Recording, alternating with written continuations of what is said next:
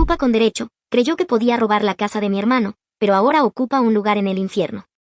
Hace varios años mi hermano Dan se mudó de California al estado de Washington y construyó una casa de 3 habitaciones en una de 2 parcelas de tierra que había comprado cuando tenía 18 años.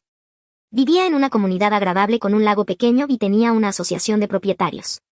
Durante el colapso económico de 2008 tuvo problemas financieros, así que lo ayudamos, para pagarnos esa ayuda. En marzo de 2016 bajó a California por un periodo extendido para trabajar en nuestra casa, que estaba descuidada por estar ayudándolo a él. Era muy hábil renovando casas e hizo un trabajo increíble. En noviembre el amigo de mi hermano, Jack, lo llamó y le preguntó si una amiga suya llamada Tuna podía quedarse en una de las habitaciones por $400 al mes. Dan había trabajado durante muchos años con Jack en construcción, mejorando casas para luego venderlas, así que confiaba en el criterio de Jack. También necesitaba el dinero y pensó que podría ser bueno tener a alguien confiable allí para vigilar la casa. Dan condujo de vuelta a Washington, limpió una habitación, puso un candado en la puerta de su dormitorio, cerró con llave y guardó algunas de sus cosas en un área de almacenamiento en el garaje, apartadas. Tuna parecía agradable y le dio a Dan $400 por el primer mes. Nunca hubo un contrato de alquiler por escrito, fue solo verbal y se suponía temporal, porque Dan iba a regresar en 6 meses. Tuna nunca envió otro pago. La llamábamos y le preguntábamos, y ella siempre decía que ya lo había enviado, pero nunca llegaba nada. Entonces empezamos a preguntarnos qué estaba pasando en su casa. Fuimos armando el rompecabezas de que algo iba muy mal allí después de que el vecino de Dan llamó y, después de interrogar a Jack, el vecino se quejó de que la casa se había convertido en una casa de drogas llena de gente y autos entrando y saliendo a todas horas de la noche. A comienzos de junio de 2017 Dan condujo de vuelta a Washington y le entregó a Tuna un aviso de desalojo de 3 días. Ella se fue diciendo que tenía otro lugar donde vivir y que recogería sus cosas después. Él le estaba permitiendo recuperar sus cosas en una fecha posterior, solo quería que se fuera. Empezó a trabajar en reparaciones y a limpiar la casa. Yo le envié a Dan un paquete de apoyo con algo de ropa, una bolsa de compras con temática de California y tarjetas de regalo para gasolina y comida. 5 días después Tuna apareció con 2 hombres que le pegaron un puñetazo a Dan en la cara. Querían recuperar la casa por la fuerza. Dan fue con el vecino y llamó a la policía. Llegó la policía y, en lugar de arrestar a los hombres y a Tuna, se llevaron a Dan a la cárcel por no haberse presentado a una fecha de corte por manutención infantil, lo que le generó una orden de arresto. Antes de venir a California él pensó que todo lo relacionado con pagos atrasados de manutención para su hijo adulto, independiente y exitoso de 23 años, ya estaba resuelto. No tenía idea de una audiencia, ya que notifican por correo, y Tuna nunca le reenviaba su correo, que era una de las cosas que ella prometió hacer. La estafa de la manutención a Dan es otro tema que tendré que publicar después. Así que, esencialmente, la policía le entregó la casa a Tuna. Ella y sus compinches entraron, cambiaron las cerraduras y colocaron una barra metálica larga por dentro de la puerta del garaje para que no se pudiera abrir desde afuera. Robaron el paquete que yo le envié a Dan y gastaron las tarjetas de regalo. Mientras tanto mi familia y yo estábamos de vacaciones en Hawái y recibí una llamada telefónica de Dan desde la cárcel. Pasé todo un día de mis vacaciones en la habitación del hotel tratando de averiguar cómo sacarlo de la cárcel. En casos de manutención infantil no se podían usar fianzas. Finalmente lo soltaron cuando pagué un pago de manutención de $350. Había estado 3 días en la cárcel y los ocupas ya se habían atrincherado. Así que cuando regresó a su casa tuvo que llamar a la policía para que los arrestaran por allanamiento. Después de todo Tuna había sido desalojada, se había ido y ya no tenía permiso para estar allí, eran ocupas en todos los sentidos. Pero el Estado favorece a las personas que simplemente afirman que están alquilando, por lo que exige que un arrendador pase por el sistema judicial para sacar a los supuestos inquilinos que en realidad son ocupas. La policía llegó y lo volvió a perjudicar. Tuna afirmó que estaba alquilando la casa completa y la policía le creyó a ella en lugar de a Dan. Le dijo al policía que se iría en 10 días y el policía le dijo a Dan que podría recuperar su casa en 10 días porque Tuna dijo que se iría para entonces. ¿Me estás bromeando? A Dan le ordenaron abandonar la propiedad o lo arrestarían. Era su casa, ella estaba allanando. Se subió a su minivan y se fue sin ningún lugar donde quedarse más que su van, por supuesto. Tuna no se fue después de 10 días. Dan volvió pasados esos 10 días y llamó a la policía otra vez. Una vez más la policía le dijo que se fuera o lo arrestarían. No sabíamos qué hacer después. Una de las miembros de la junta de la Asociación de Propietarios, que tenía experiencia administrando propiedades inmobiliarias, intentó ayudarnos. Dijo que necesitaba un aviso de desalojo de 20 días y entonces Tuna se iría, y que esto siempre le había funcionado cuando tenía que desalojar inquilinos. Ok, así que se colocó el aviso de 20 días y esperamos. Tuna no se fue. Dan fue a su casa y empezó a limpiar la basura tirada por todo el patio, esperando que ella se fuera. Tuna llamó a la policía diciendo que ella era inquilina y que él la estaba molestando. Una vez más le pidieron a Dan que se fuera o lo arrestarían. Esta vez Dan puso el teléfono en altavoz y yo escuché toda la interacción entre él y la policía. Sí, tenía que irse o lo arrestaban. Dan ni siquiera podía sacar sus herramientas de construcción del garaje y no podía trabajar sin sus herramientas. Y estando sin hogar, ¿cómo se supone que trabajas? ¿Qué iba a pasar con todas sus pertenencias, sus cosas sentimentales? Su habitación había sido violentada mucho antes, sus cosas sacadas y la gente había usado la habitación. Estábamos cerca del final del verano, nosotros estábamos pagando su hipoteca y se estaba volviendo tan duro para todos. Entonces pasó algo bueno. Un amigo amable, Aram, le pidió que se quedara en su casa y Dan lo hizo. Durante ese tiempo trabajó para Aram con herramientas prestadas y también fue a reuniones educativas sobre arrendadores e inquilinos. La gente en esas reuniones fue útil y le indicó a Dan cómo proceder llevando el asunto a los tribunales. La policía no avanzaría más sin una orden judicial para desalojar físicamente a Tuna.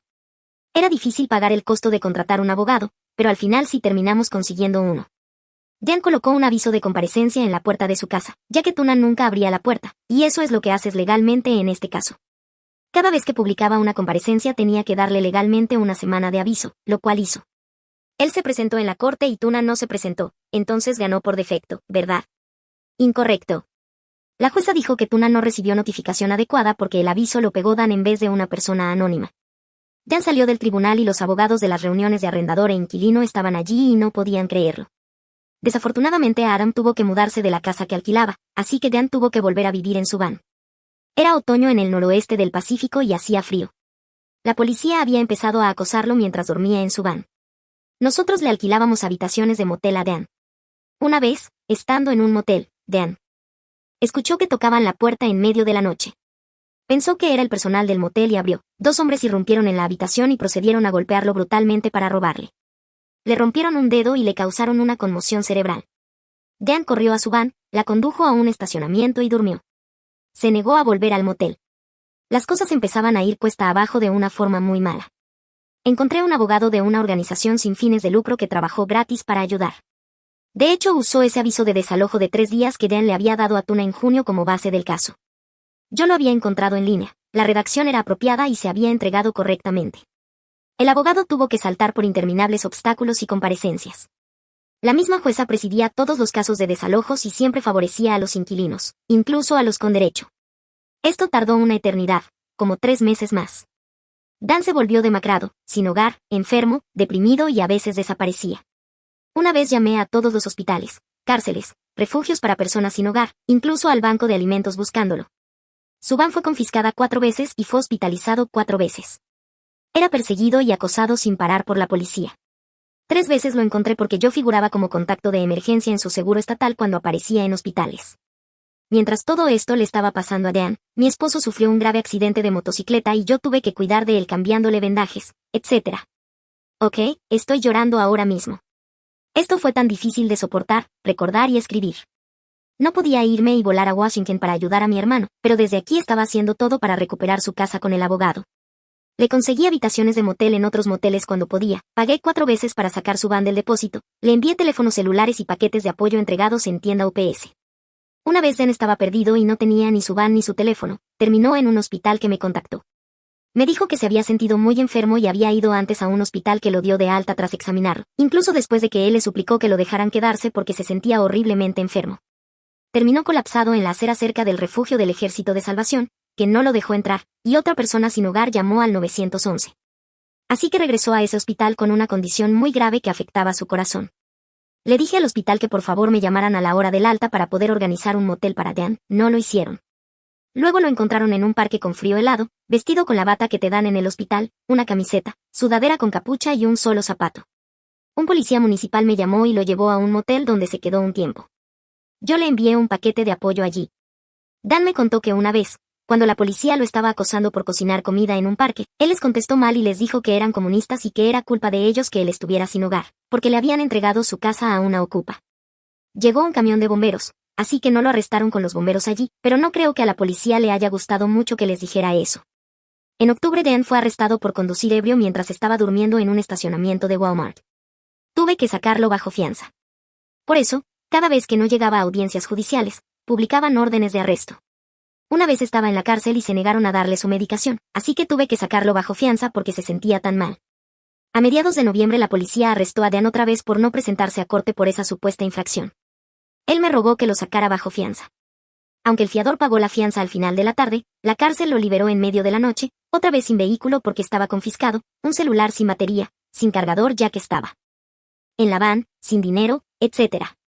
Más tarde supe que esa cárcel solo libera gente de noche para que así les cuente como día completo y el Estado les pague por todo el día.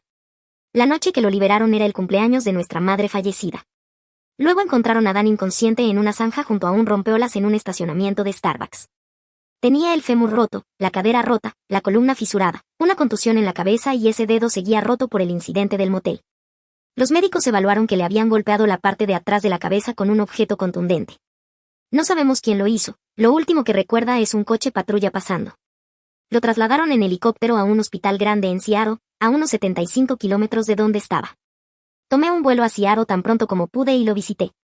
Los médicos me mostraron las radiografías y le habían puesto incontables varillas y clavos para reconstruirlo. Para ese momento nos estábamos acercando a recuperar su casa. Fui a la casa con el cuñado de Adam, Paul, que iba armado. Golpeamos la puerta con fuerza y exigí que los ocupas entregaran la mecedora de mi madre muerta. El estúpido amigo Jack estaba allí y la pasó por la puerta. Es una gran silla heredada estilo misionera y le habían quemado en la madera, con letras de 6 centímetros, la palabra arruinado. Por fin la orden judicial estuvo disponible, pero luego tuvimos que programar el desalojo según cuando la policía tuviera tiempo de hacerlo, lo cual fue otras 2 semanas. Se programó para principios de diciembre. Volví brevemente a California y regresé la noche del desalojo. Dan estuvo en el hospital casi 2 semanas. Cuando lo dieron de alta le organicé un hotel tipo estadía larga agradable cerca de casa para que viviera allí hasta que la policía desalojara a los ocupas. Paul nos ayudó muchísimo, estuvo con la policía en el desalojo, cambió todas las cerraduras y aseguró la casa, recogió a Dan del hotel y Dan pudo presenciar el desalojo de esa perra con derecho, salida del infierno. Ella era la única que quedaba en la casa. Habían puesto un aviso en la puerta para advertir a todos que se fueran, pero como siempre ella no creía que hubiera motivo para que tuviera que irse. La tomó completamente por sorpresa. La policía golpeó la puerta y exigió que se fuera inmediatamente. Ella preguntó si podía llevarse esto y aquello, pero no podía. Agarró su perrito, su bolso y se fue sin nada más. La policía puso un aviso en la puerta. Después de que Paul aseguró todo, llevaron a Dan de vuelta al hotel y entonces llegué yo. Ojalá hubiera podido ver el desalojo, pero no pude conseguir un vuelo lo bastante temprano. Los vecinos dijeron que esa noche un montón de personas fueron a la casa golpeando la puerta intentando entrar, pero no pudieron. Casi llaman a la policía, pero la gente se fue. Fuimos todos los días durante aproximadamente una semana a limpiar. Dan estaba en una silla de ruedas y con medicación fuerte, así que era difícil, no podía ayudar mucho, pero hizo lo mejor que pudo.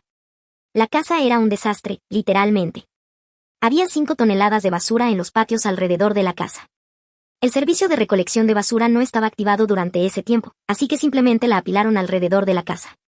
En un lado de la casa había una enorme columna de basura hecha con malla de alambre. Era de aproximadamente 2,5 metros por 2,5 metros y al menos 3,5 metros de alto. El jardín delantero era horrible, con varios montones de basura de más de 1 metro de alto.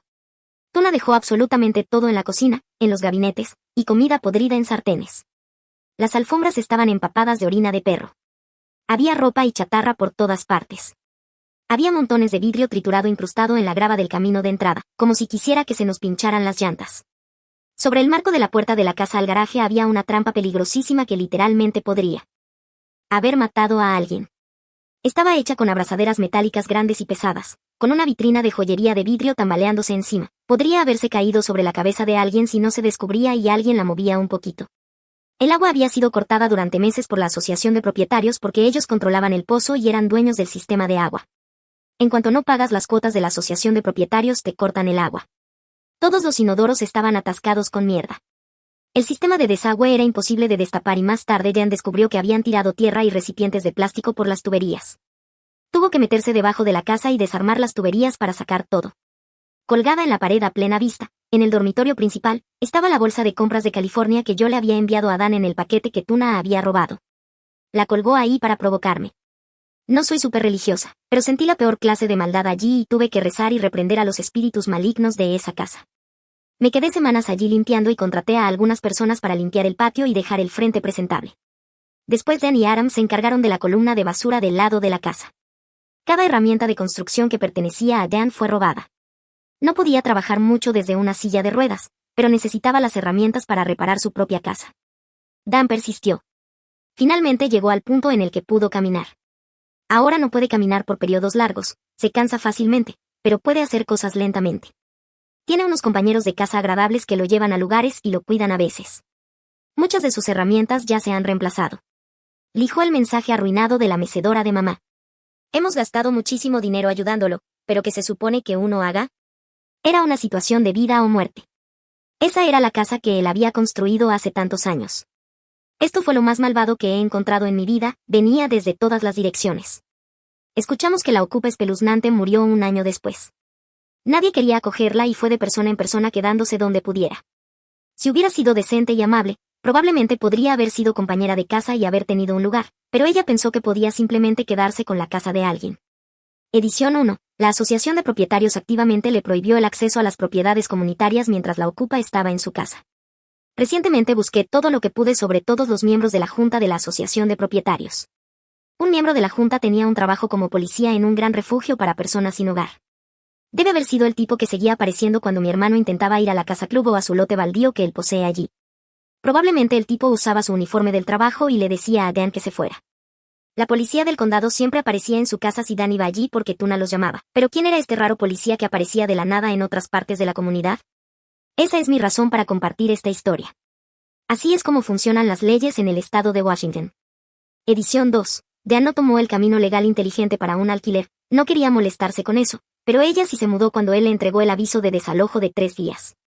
Desde nuestro punto de vista, volver casi una semana después, traer a 2 hombres para agredirlo y tomar una casa en la que ya no vivías, con la policía ayudándoles a hacerlo, es completamente ilegal, al menos para nosotros. Puedo nombrar cargos como agresión, allanamiento, etc., pero la policía eligió llevarse a mi hermano a la cárcel por faltar a una audiencia de manutención infantil. Él ya había resuelto ese asunto, pero habían archivado mal el papeleo. Edición 3. Nunca ha encontrado un abogado que tome el caso. Está bien, pero con más dolores, los abogados no quieren. Pelear contra el ayuntamiento, el gobierno. El gobierno tiene dinero ilimitado y medios para aplastar a la persona promedio. Nunca fue mi intención obtener consejos de aquí, sino mostrar lo injusto que es el sistema para las personas como nosotros. Actualización 1. Llamaré al primo narcisista Steele a su primo. Mi hermano Jan y a su hermano Scout. Steele está fallecido a estas alturas, pero supongo que aún así debería mantener esto anónimo. En 2016 Jan bajó del estado de Washington para visitar y hacer reparaciones en nuestra casa a fin de pagarnos por haberlo ayudado. Era muy competente en construcción y había trabajado vendiendo casas que él reparaba. Como ya les he contado antes, durante meses Dan trabajó con diligencia en nuestra casa reparando aleros, pintándola, rehaciendo un trabajo extenso de ladrillo, colocando una losa de concreto, arreglando los azulejos de la cocina, etc. De verdad estaba dejando nuestra casa preciosa. Entonces nos enteramos de que nuestro primo Steele vivía cerca. Yo no conocía tan bien a Steele, aunque nuestra familia era cercana a esa familia. Pasamos mucho tiempo con los primos de niños y adolescentes, pero no tanto de adultos. Ellos se mantenían bastante apartados, tal vez por esqueletos en el armario. En ese momento yo no sabía mucho sobre narcisistas y pensé que el primo Steele era una persona genial. Mi hermano Jen también lo pensó. Steele se había divorciado de su esposa, que lo dejó en cuanto su hijo menor cumplió 18. Eso debió ser una bandera roja, pero no conocíamos los detalles y él culpaba de todo a su esposa. Así que ahora Steele estaba soltero y, curiosamente, vivía en las oficinas de arriba de un gran edificio comercial, un autolavado en mi ciudad. Aparentemente el dueño no tenía esas oficinas alquiladas y dejó que Steele viviera allí a cambio de favores de algún tipo. Steele sabía un poco de leyes y había ayudado al dueño con algunos asuntos legales. El dueño del autolavado no era de Estados Unidos y no sé su estatus legal, pero en retrospectiva parecía que Steele tenía algo contra él. Steele nos visitó y le preguntó a Dan si podía contratarlo para hacer algunas reparaciones en el edificio del autolavado. El edificio tenía un problema de ratas. Necesitaba que arreglaran el área de descanso según estándares estatales, el garaje debía pintarse y mejorarse el paisajismo, etc. Había una lista enorme porque el lugar estaba bastante deteriorado. Jan tenía ganas de ganar dinero y confiaba en su primo, así que pidió prestada nuestra camioneta y herramientas todos los días y fue a trabajar fielmente. Jan no es de los que piden papeleo y cosas por escrito, pero oye, el primo Steele es confiable, ¿no? Incorrecto. Así que Dan se mató trabajando en ese lugar. Fue muchísimo trabajo duro. Le pagaban en gotitas, nunca cerca de lo que se le debía. Ponían excusas como que no tenían dinero y que lo tendrían después, o decían que pagarían cuando se terminara esto o aquello. El autolavado estaba súper lleno, así que no debería haber ninguna razón para no tener dinero para pagarle a Dan. Ya notó que el lugar se llenó aún más después de que él lo arregló un poco. Lo tuvieron dando vueltas durante meses. Él cobraba la mitad de la tarifa normal y con un trato así uno pensaría que simplemente pagarían. No, eligieron el camino oscuro y sabían que él no tenía muchos recursos. Hicimos facturas listando todo lo realizado y tomamos fotos, pero no importó, las ignoraron. Después nos enteramos de que nuestro propio primo era quien movía los hilos. Steele le mentía al dueño y lo convencía de no pagarle a Dan. Ni siquiera la junta laboral quiso tocar esto. Steele tenía los dedos metidos en toda clase de estafas, incluso estafaba a los jornaleros. Se veía realmente mal. Decidí buscar su nombre en internet y, wow, era mucho más malvado de lo que jamás imaginé. Había un montón de quejas sobre él listadas en un sitio donde puedes publicar reclamos. La gente decía haber perdido miles de dólares y sus casas por culpa de Steele y la compañía en la que trabajaba. Justo después de divorciarse se unió a una firma que decía hacer modificaciones de préstamos hipotecarios. Esto fue cuando el mercado inmobiliario se desplomó después de 2008. Así que busqué información sobre la firma y me llevó directo al sitio web del Departamento de Justicia de Estados Unidos. Había varios casos federales listados allí de personas que trabajaban en esa compañía que habían sido arrestadas, acusadas de fraude y estaban cumpliendo condena en instituciones federales. Estos tipos estafaban abogados, y Steele trabajaba con ellos. ¿Por qué no lo arrestaron? ¿Y por qué vivía en un autolavado y usaba la dirección de su novia para recibir correo? Steele era horrible. Incluso estafó a su propio hermano Scout, que estaba sin hogar. Hizo que Scout trabajara alrededor del autolavado haciendo jardinería y luego no le pagó. En un momento, al principio, Scout trabajó para nosotros en nuestro patio y Steele me convenció de darle a él la mitad del pago de Scout, alegando que Scout perdería todo el dinero al día siguiente. Steele dijo que le daría el dinero a Scout durante la semana siguiente para que Scout no lo perdiera.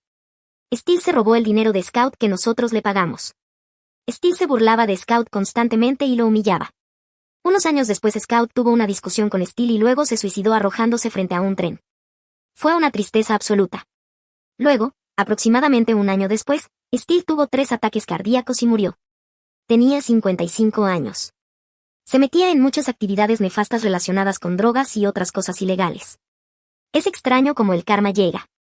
Edición. Estos dos incidentes, la ocupa con derecho y el primo narcisista, ocurrieron más o menos al mismo tiempo, pero Jim todavía no se molesta en dejar las cosas por escrito.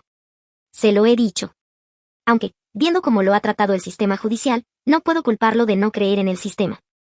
Actualización 2. El 28 de julio de 2019 mi hermano fue torturado durante 3 días en la cárcel del condado de Thurston después de que la policía lo atrapara mientras estaba con compañeros de casa en una unidad de almacenamiento. Habían llamado a la policía por una disputa sobre el alquiler del espacio que no tenía nada que ver con mi hermano. La policía pidió ver las licencias de todos. Se llevaron a mi hermano a la cárcel alegando que tenía una orden, lo cual era cuestionable. Mientras estuvo encarcelado sintió como si fuera a morir. A los 60 años mi hermano se había vuelto discapacitado recientemente. Caminaba con bastón y se estaba recuperando de un fémur y cadera rotos, columna fisurada y contusiones en la cabeza. Literalmente está sujeto con varias varillas y tornillos. La cárcel le quitó toda la ropa y lo metió en un cuarto de cemento tipo closet con un olor pútrido en la parte más al fondo de la instalación. Se relesionó al sentarse y dormir en superficies duras. La comida era una papilla con olor rancio que le daba miedo comer, así que no la comió. Los vasos de agua se veían turbios y también olían mal, así que pidió agua embotellada, cosa que se negaron a darle. Los tipos en el área de retención le dijeron que los guardias orinaban y escupían en la comida y el agua. Nunca le dieron su llamada telefónica. Una de sus compañeras de casa también fue llevada, pero la liberaron. Ella vio a la policía tratándolo mal y me llamó cuando llegó a casa. De otro modo yo no me habría enterado. Yo vivo en California, pero empecé a llamar a la cárcel constantemente preguntando si él estaba bien. Mintieron y dijeron que estaba muy cómodo y tenía todo lo que necesitaba. Se negaron a dejarme hablar con él. Él jura que si no fuera por mis llamadas lo habrían matado. Dijo que eran muy sádicos. Nunca le dijeron por qué estaba allí y nunca le dieron su llamada. Estaba aislado, lesionado y hambriento. Se negaron a dejarme hablar con él sin importar cuánto insistiera. Yo estaba tan asustada, intuitivamente sabía que él estaba en grave peligro. Escribiré lo que se dijo en todas las conversaciones telefónicas. Decían que médicos y personal de salud mental lo estaban atendiendo, pero no lo estaban, eran puras mentiras. Él estaba con un dolor tremendo. No comió ni bebió durante 3 días y sufrió con los huesos rotos dislocándose. Me sentí tan aliviada cuando finalmente lo dejaron salir. Él estaba tan agradecido de seguir vivo. Le pregunté qué clase de gente había en el área de retención y dijo que, en su mayoría, eran personas normales que habían hecho algo menor, como faltar a pagos de manutención. No vio muchos adictos, personas sin hogar o criminales endurecidos. Aparentemente estaba en la cárcel por cargos falsos de conducir ebrio y conducción temeraria. Su infracción original fue muy menor. Estaba durmiendo en el estacionamiento de Walmart en su van porque ocupas se habían quedado con su casa mientras él visitaba California. La policía llegó golpeando la van y dijo que él estaba conduciendo borracho, pero él no había conducido en horas y estaba dormido. Tardaron 6 meses en desalojar a los ocupas. Y esa es otra historia. Por favor lean mi otra publicación de Reddit sobre los ocupas. Después de luchar durante meses en los tribunales por esto, lo redujeron a conducción temeraria, pero él aún así no aceptó el cargo. Se negó a aceptar cualquiera de esas acusaciones y quería un juicio. Seguían aplazando las fechas de corte 3 o 4 meses cada vez. Creo que no sabían cómo manejar el caso y pensaban que perderían si iba a juicio. Estaban desorganizados y no podían mantener los hechos claros. El cargo original era mezquino y estaban desperdiciando tiempo y recursos en algo ridículo. Etiquetaron mal el papeleo agregando todos los cargos juntos en vez de dejar solo el cargo reducido de conducción temeraria. Se emitió una orden por error y él no lo supo. La policía del lugar de almacenamiento básicamente estaba pescando gente para llenar su cárcel carísima y recaudar ingresos para sostenerla. Buscaron su nombre y aparecía con una orden, cosa que él no sabía, así que lo metieron en una sala de cemento lejos de los otros internos, sin derechos Miranda, sin llamada, sin agua limpia ni comida, discapacitado y relesionado. Más tarde, en una audiencia, se dio cuenta de que lo habían confundido con otro hombre en Washington con exactamente el mismo nombre que era un delincuente con un largo historial en la corte. Lo interrogaron sobre muchos crímenes de los que él no tenía idea. Su compañera de casa estaba con él y ambos se pusieron sospechosos. Él objetó y dijo que debían estar confundiéndolo con otra persona. Entonces todos los peces gordos de la corte se fueron a una reunión, regresaron y retiraron el caso por completo. Mi hermano puede ser algo rudo, pero no es un criminal y ha sido amable y ha ayudado a muchas personas, incluso a quienes no merecían su amabilidad. Era instalador de pisos y baldosas y trabajador de construcción antes de quedar discapacitado. Lo he llamado Jen en la otra historia de Reddit sobre la cárcel. Encontré artículos de noticias sobre la controvertida cárcel del condado de Sersten. Se consideró demasiado grande, demasiado cara e imposible de operar. Después de construirse pasándose del presupuesto y estar lista para usarse, no abrió durante 5 años. Eso me hace concluir que mucha gente es atrapada y metida allí cuando no debería estarlo, especialmente trabajadores que no son tanto problema para tratar. Probablemente cobran ingresos del gobierno por cada persona que se queda. No dejan salir a nadie hasta tarde en la noche para poder cobrar por un día completo. Como consecuencia, la gente sale en medio de la noche con sus autos confiscados y quizá no tengan recursos o personas que los vayan a buscar. Mujeres vulnerables quedan incluso más en riesgo. Mi hermano cree que muchos de los trabajadores de esa cárcel actuaban de forma sádica. Y que algunos tenían un coeficiente intelectual muy bajo. Decían cosas inapropiadas y crueles y actuaban igual. Una cárcel sin fondos no va a pagar salarios altos a su personal, entonces ¿qué tan buenos van a ser esos empleados? No hace falta decir que tengo mucha desconfianza de los sistemas judicial y penitenciario de allí. Edición 1. En una de mis publicaciones hablé de este miembro de la asociación de propietarios que era policía, uno que básicamente acosaba a mi hermano cada vez que él intentaba recuperar su casa. Bueno, está cumpliendo una larga condena por corrupción. Lo más extraño es que es un caso presentado por la propia fiscalía. Creo que ha tomado el dinero de la persona equivocada y no es un caso de ahora. La justicia está haciendo su trabajo. Edición 2. 2 años después, ¿recuerdan a Jack, el amigo entre comillas que presentó a Tuna a mi hermano? La misma mujer que ocupó la casa, fue asesinado hace unos meses atrás en una disputa. No sé mucho y mi hermano lo descubrió hace muy poco. Sabemos que estaban discutiendo por algún acuerdo que salió mal y el otro tipo le disparó. La otra información que tenemos es que la persona está siendo acusada de asesinato, pero no sabemos su nombre y no hemos podido encontrar más información. Dan está bien, sigue usando su bastón para caminar. Eso nunca cambiará.